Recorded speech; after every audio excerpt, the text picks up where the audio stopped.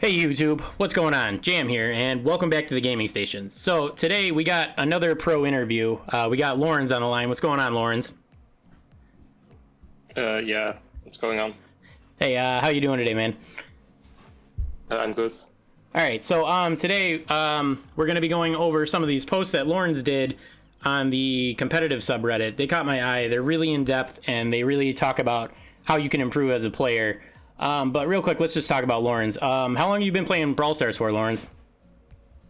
Well, I actually made my account on the very first day of beta, but then I quit the game like for no reason. Just it wasn't really that interesting to me until global launch, and I've been playing ever since then. So it's like almost 2 years, I think. Oh, that's interesting. Yeah, you don't hear a lot of people quitting since beta. I started when Global came out, and then when Rosa came out, I quit because I hated that meta. She was horrible. Yeah. All right. How long have you been a pro for? Okay. In the last year, during those qualifiers, I did pretty well. Back then I also tried out for some teams, but I didn't really have that much experience because I'd really only been playing since global launch. But in this year's qualifiers, in the first one, I got top 8. We just lost against Clash in the quarterfinals, unfortunately. But because of that, I was able to get a contract with esports organization Granite Gaming. Yeah, that's so that's like 6 months, I think. Right, that's cool. It's cool. So over about a year now. That sucks you lost though, but you can't win them all. So yeah. Yeah. So we'll start talking about these posts. Just real quick, why did you decide to start making these Reddit posts? Just curious. Okay, so about 5 months ago, I got into a call with a few friends of mine, and they were talking about like writing a lot of stuff about every map. So mostly for preparation for games, and like I thought it was a pretty good idea, but instead of like doing everything for every map specifically as preparation, I decided to write guides on, like just do a lot of research on topics like in other games. I think you can learn a lot about that. So like these guides about general improvement, just getting into the mentality of improving. Yeah, because especially making guides for like every single map and every single brawler, that can be super in depth. So I agree that doing tips this way, while it's more generic, it can actually help you like understand it yourself as opposed to being told everything. Yeah, that's true. All right. So the first post that we're gonna go over, so we're gonna try to get 3 done today. Depending on how long this goes, we might only do the 2. But the first one you posted was how to really improve in Brawl Stars, and it's not just tips. And the way you start this, the way you start this one is that like some tips are just super generic and they don't always apply to every player because every player has a different set of skill sets. And just because somebody just focused on one thing doesn't mean it's necessarily going to work for you. Is that correct? Yeah, that's correct. Okay. And then you break it down into saying that skills are normally either fall under one of these 2 components, and sometimes both of them, either game knowledge or mechanical skills.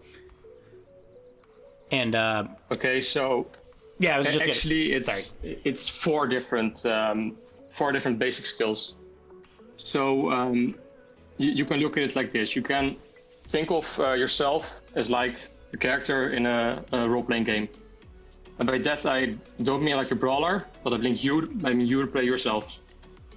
And you have like 4 basic stats that you can level up. Like in RPGs, for example, is like speed, strength, vitality, and wisdom. Right. But in Brawl Stars, so yeah, you have just 4 stats. You have map awareness, mechanics, game knowledge, and attitude. I'm sorry, what was that first one? Like you can, okay, map awareness, mechanics, game knowledge, and attitude. Okay. Those are like the 4 basics, basically. Okay. And yeah. Now the difference between you and someone who's better than you is that I have better basics on average. Now this does not mean that someone who's at a higher rank will be better than you in all 4 basic categories. No, this just means that overall they are more consistent in their basics. Like for example, rank 30 player might not have better mechanics than the rank 26 player, you know? Right. But maybe like his game knowledge or his map awareness are just a lot better. Right. So he might not necessarily what be exactly is mechanic, your skill, and what exactly is game knowledge? Like, okay, I guess I'll start with the one most people associate with getting better, which is mechanics. When most people try to improve, this is the first thing they go to. Most people just assume their mechanics aren't good and that's why they're not climbing. And while it's true that most people don't have good mechanics, the truth is that there just aren't a lot of resources for you to improve that mechanics. Now there are like a few ways you can improve your mechanics by, for example, training reaction speed, by playing games like Aim Booster, but like certain sports athletes and coaches will claim that reaction speed is actually mainly genetic, and if you don't have the gift, you'll only be able to improve your reaction time by training by about 10 to 20%. However, the good news is that speed is not only the thing that's important for mechanics. A sprinter does not have to focus on only his speed, but also his form. If his form is poor, he cannot maximize his speed. So even if someone is mechanically gifted, if they don't know how to properly aim, how to properly dodge, they won't get too far. Okay, so let's say you break mechanics down on a scale from 1 to 5. So what are 5-star mechanics? Player mechanics can be difficult to judge until you see them make a really cool play. Like, for example, we look at this, we can take an example from college with SK members, like 5 out of 5 mechanics will be YDE, 4 out of 5 mechanics will be Skyrex, 3 out of 5 mechanics will be a shield, 2 out of 5 is their coach Pedro, and 1 out of 5 will be Pedro's mom. Now, mechanically speaking, most players are somewhere between Pedro and his mom. Okay, so the biggest thing, of course, for the mechanics is practice. You have to practice. If you can't get a combo down perfectly, go in the training cave and practice. If you can't get an attack down perfectly, go in the training cave and practice. You can teleport over the search. You can teleport overall with search. Practice, practice, practice. Okay. So next up would be game knowledge. This is the easiest and hardest thing to level up for 4 players. It's really easy because all you have to do is study. And studying is really boring. I mean, aren't we all playing because we're procrastinating and don't feel like studying? There are just so many Brawl Stars concepts and strategies that a player doesn't be familiar with and be able to apply in their games. Like, for example, team comms, positioning, and statistics. And that's just the basics of game knowledge. And this does not include an understanding of the game. But memorization of a player can be a really big difference between good and bad players, and very little ever surprises a good player. When a good player sees something like this, they'll say something like, oh, it's Piper, she one-taps me. It's no surprise. These players with very high game knowledge can remember how much damage every single brawler does, when their power spikes are going to meet, and their combos will come down, and what they're going to be looking to do in a team fight before they even do it. Having great game knowledge can close the gap of poor mechanics. I actually don't have very good mechanics myself. My reaction speeds are pretty slow, but I can predict where the attacks are going to come from, and when I dodge them, I have nothing to do with mechanics. It's all prediction. Everything you need to know about getting better at this game can be found online for free. You don't need any sort of special coaching or something else. If you're really new to the game, you can just straight up hop onto the wiki and start reading through Brawlers. There are tons of great resources for improvement. For example, my guides on Reddit. You just have to be willing to sit down and learn all the concepts of this game. This basic is completely dependent on how fast you can learn and apply concepts into your own game. I hope that answers your question. Yeah, more or less. So basically, you're saying that like mechanical skills, something like aiming and dodging, can be worked on, but obviously you got to do those in like live matches and scrims and stuff. Game knowledge is something more along the lines of studying. So you wouldn't say one is more important than the other, right? No, both are just needed for improvement. Yeah, I asked that because I am a player who actually lacks in game mechanics. Like, I'm terrible with high skill cap brawlers like Piper and Colt. But I say my stronger suit would probably be game knowledge, where and map awareness, something like that. Yeah, it's true for those players. All right. So moving further down the post, you start talking about giving skill scores. So you break it down in a list saying like 1 through 9 would give you a score of 0 through 50, or rank 1 through 19 would give you a score of 0 through 50, and so on and so forth. Is there a way that you can like score yourself on your certain skills? Yeah, like in that post, I, for example, talk about brawler comps and picks, and like for example, a score of 0 would be just playing Shelly everywhere. Score of 30 would be playing Dynamite everywhere. 60 would be picking a good team comp, and 100 would be knowing the best team comps for every mode and map. Right. Okay. So basically, if you're just playing, you know, like you said, Dynamite everywhere, you're not really having a lot of game knowledge there. Even though your mechanical skills with him might be super high, like you're always landing your shots and stuff. Yeah, that's true. So that would level you out a little bit, depending on, and that would help determine how high you can push him. Yeah. Okay. And then moving on from there, you list like 26 skills overall. In your opinion, what are, just for like the average player, what are like the top 5 you should focus on as an average player? Okay. For the most important step in improvement in Brawl Stars would be something you can call economy. Like in Brawl Stars, this would be mastering things like how to properly use your supers, how to use your gadgets, how to use your ammo, and also things like objectives of the different game modes, like in Gem Grab, getting gems, and in Brawl Ball, scoring, things like that. If you can properly do those things, you'll easily become a much better player. All right, so economy would be like the big thing that you focus on. Yeah, that's for most players. That's the most important thing. Yeah, to start with. Yeah, because like you said, like I said, you listed 26 skills in this post, and obviously not every player is going to need to focus on all of that stuff just to improve. For example, like controlling the map. It's important. It's important to just try to do everything like at once. Don't do everything at once, and like just do one thing. Focus on that, and that will make it a lot easier to improve at that thing. All right. See if there's anything else that needs to. Actually, that's gonna do it for the first post. So then you followed that up with a second part of the post saying how to improve part 2, and this post is actually focused on picking a main brawler, and this is actually something that I personally thought opposite. Like you would want to play as many brawlers as you possibly can, and that would give you more general knowledge in the game. Is that something I'm wrong on?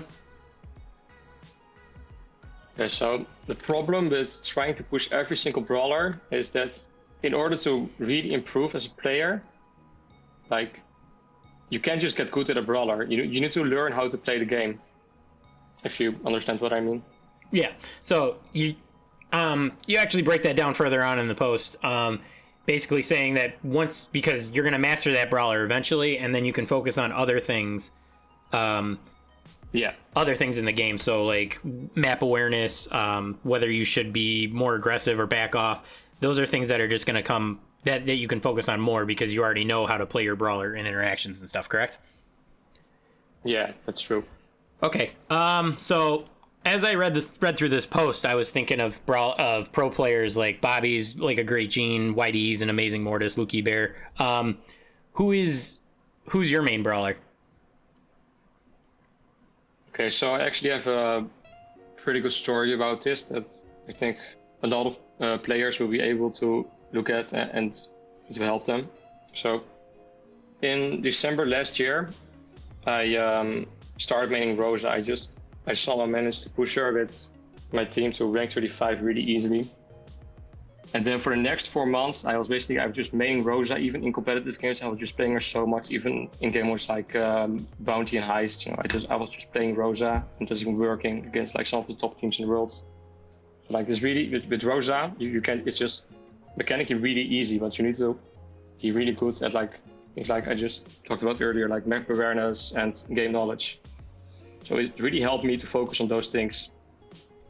Even though Rosa is a really easy to play brawler. Right. So but she's like then when gadgets were released, because Rosa wasn't that great anymore, and I stopped playing her. So my mains right now would be something like Carl, who is just really good in the meta, and I need to be able to play him just for competitive for my team.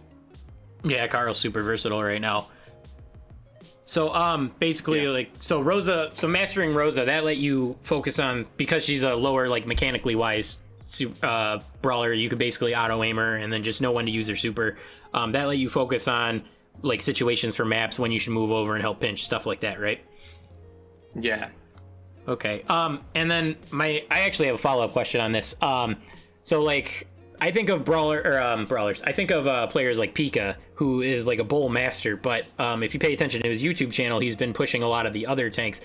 Is that because you think a lot of their skill sets overlap a little bit, and then the difference is basically just knowing the range difference and then like super differences?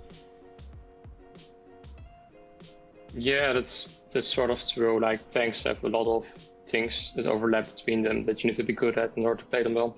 Right, so like Rosa has a very similar skill set to like Primo, but the difference is Primo has a mobility super, where Rosa is more of a tank when she uses her super.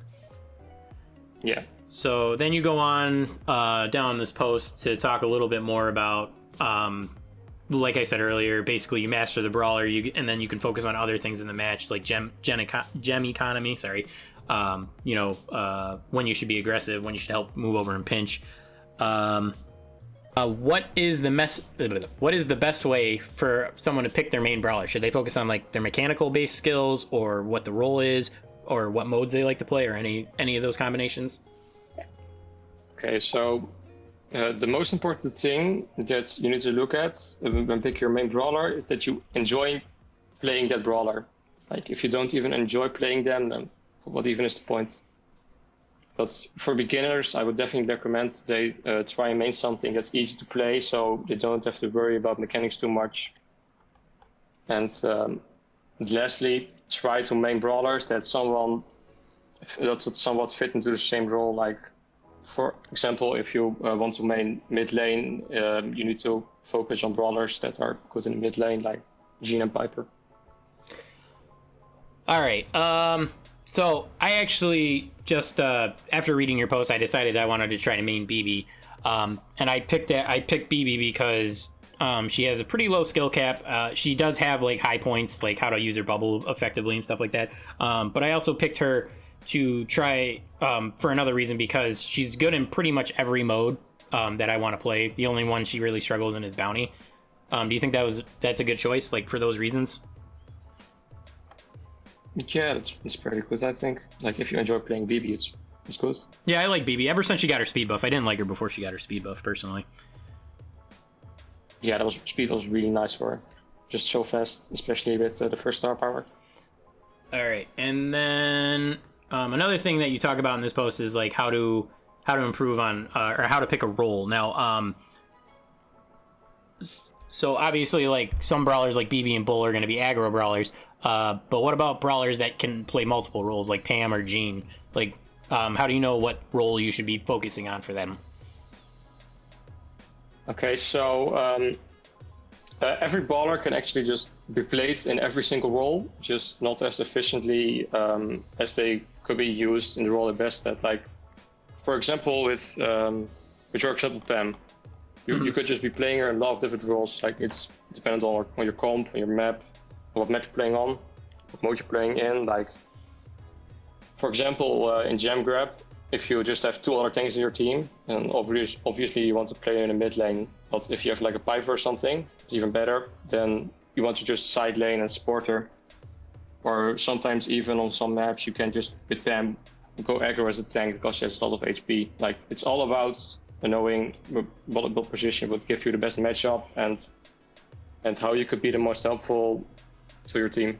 Okay, so it really just depends on your team, matchups, and the map. That's a big part of it. Yeah. Okay. Things like that. I'm sorry, this is actually on a different post. This is the How to Learn a Brawler and Role post. Yeah. That was my mistake. Okay. I got mixed up in my notes. All right. And then in this post, you also talk about knowing like where a brawler's strength is and where their power really lies. Can you give an example of something like that? Okay, so where your power lies, like it could, for example, be really high base damage or a really good super or being really strong in the early game. So, for example, Carl is a lane bully and he has a generally very weak late game. So, in order to play him well, you need to make sure you can advantage early on so you can start snowballing that advantage into the late game. Like having an idea of where and when your power comes from relative to your role in general is instrumental to your success of that brawler. Okay, so another example of that would be something like Tara with her super. Her power really lies in being able to win her lane by doing a solo suck and taking out her lane brawler immediately. Yeah, so with Tara, you want to make sure in the early game you don't lose, because in the early game she's very weak. Yeah. As soon as you get that super up, you need to try and see if you can get value somewhere because it's really strong. And then another brawler that's weak early on that I think of is Surge, because he's really not that great until you get to about power level 3. Yeah, that's also true. But I think the problem with Surge is that he's just so broken throughout the entire game. It's not hard. It's not hard to get a super. He was designed to be weak early on and just be able to win easily in the late game. But right. Surge's win condition is basically you just not die for a while and hit your shots a couple of times and then you win. It's so broken. Yeah, that's the problem with him is it's too easy to charge his super and snowball real quickly. Yeah. And then another problem is his gadget, but we'll move on. We don't want to complain about Surge for too long. Yeah, it's so stupid. So a lot of your suggestions sound like they're based on organized teams or in scrims. Is it possible to really learn a brawler when you're just playing with randoms? No, yeah, it's possible. Like when you're playing with randoms, it's still the exact same game. It's just, you lack in communication, things like that, but you can still learn to play a brawler. Right. It's just a lot tougher because you can't, like you said, you can't communicate with people, and a lot of times people tend to clump up when they really should be spacing out, and it kind of pushes you out of your lane and stuff like that. Yeah, things like that, definitely. Yep. And then what's the best mentality to have when you're learning a new brawler? Should you try to play to your own personal strengths, or should you play to that brawler's strength a little bit more? For example, I'm bad at aiming, and if I wanted to try to master Piper, what should I focus on? Like for example, if you're playing Jean passively in the mid lane, and you want to change playstyle. If you're used to playing Jean in the mid lane and playing passively in lane, you want to maybe think twice before changing to a brawler that's with a different style that's really aggressive. Like for example, call in the side lane. Like changing your playstyle from being a passive laner to an aggressive one, but trying to learn a new brawler and learning an entirely new set of matchup is really difficult. So like changing playstyle requires a complete change in mindset with which you approach the game. It can be hard, however, you might just prefer that playstyle completely, in which case it will take longer to learn, but go for it. All right, so basically you should try to stick with what you're comfortable with at first and then try to expand a little bit more moving on. Yeah, and it's also fine to change your playstyle, but it will be a lot more difficult because it's completely different. Right, because it's taking you totally out of your comfort zone, and it's going to take you're going to struggle a lot at first with that, so you can't get discouraged about it. So in my example, like if I wanted to try to master Piper, I'm going to lose a bunch of games before I actually get good with her, and then I'm still going to lose games, but I'm going to get better with her. Yeah. All right. And then we're on to the last post here. So here we're going to talk about bad randoms and what to do with tilt. So you go over like basically that there's 3 players on each team, and that statistically speaking, you're not always going to have 2 other good players with you. So it's just randomness, really. So overall, you're just saying we get bad randoms because not everyone's great, right? That's more or less the synopsis of it. Yeah. I think a very good way to look at it is something you call the 40-30-30 rule. Like, in 30% of your games, you will get teammates that will just, and the enemy's team will just bad because of things like AFKs or just bad players. In 30% of the games, it's auto-win.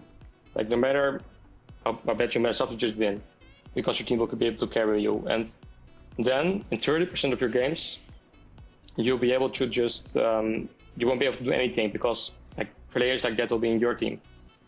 And then actually like the 40 in the beginning of the draw, that's the amount of games you actually have influence over. So, yeah. So the 40%, you're a little more. It's important. Yeah, it's important to understand that to prevent tilt, because a lot of people will just say like I get bad randoms every single game, and it might feel like that, but it's really not true. Yeah, I know. I just had a match where I was playing Siege and I had a guy quit after the first bot, and we defended it all right. We still had like 60% on our Ike. He just went and stood in the corner. It's like, come on, dude, really? Yeah. Yeah, it's really dumb. You get people like that. Anyway, how do you know if you're the bad random? If they're messing up really badly, like you can be, but you can't ever really be. Yeah. You can't ever really know that, because there's something called the Donny Krueger effect, which is I think a study of two brothers in which they found out that basically there's a curve of how good people think they are at something. It's like so think of it on the x-axis, it's like it's confidence, and on the y-axis it's skill. It like starts all the way on the top left, and then it like not sure you say this. It goes like a half circle, like down, down, down, until like you hit like, and then it goes back up again. And then you're really good at it. Okay, so it's that's like how confidence is, and how good people think they are at something. So really bad people think they're really good. Like average people think don't have that much confidence, and once you become an expert, it's good again. Okay, so it's almost like a parabola, almost, right? Yeah, that's what I'm about to say. Okay. So basically, if you think you're the greatest, you're either really good or you're really bad. Yeah, you're probably really bad. So that means that I am very average because I am very aware of what I suck at. I'm like dead center.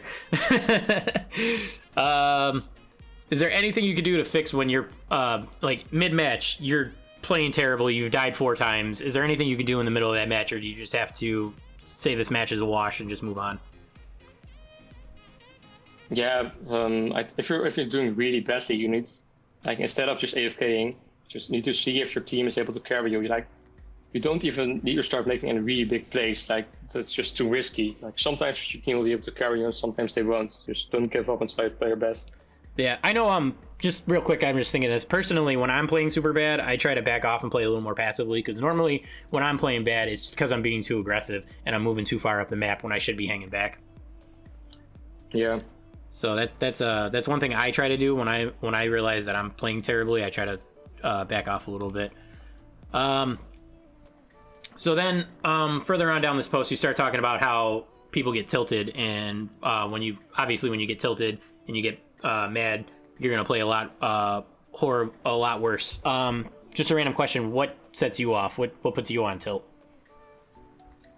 Like the game not functioning normally, like not loading in, or just lagging really badly for some reason, even though I know my internet connection is good. Yeah. Like, just for everyone, I think that's true. Like, if your game isn't functioning normally, you can play. It's just so bad. It really tilts me when it happens. The one thing that sets me off is when I'm playing with people and I feel like we should all be like covering people a little bit better, because like I'm a player that if I'm in the side lane, I'm always watching the mid to see if they need help, and I feel like people don't pay attention to the side lanes when they're in the mid, or there's 2 people in the mid when there should be another person off to the side. So I feel like if I don't get covered, but I'm trying to help them cover, it sets me off. Does that make sense? Yeah, that makes sense. Like I'm not sometimes just get really bad tunnel vision, and like they will only focus on their own lanes, not on somebody else. Right. So it's important that you get the entire map. Yeah, like I said, I'm not saying that I need help all the time, but if I feel like, like if they could throw, like, for example, you're on one of those new Siege maps and there's a thrower in the mid, if they could throw a one lob my way to help, get me some space, that would help. You know what I mean? That's all they got to do. Yeah.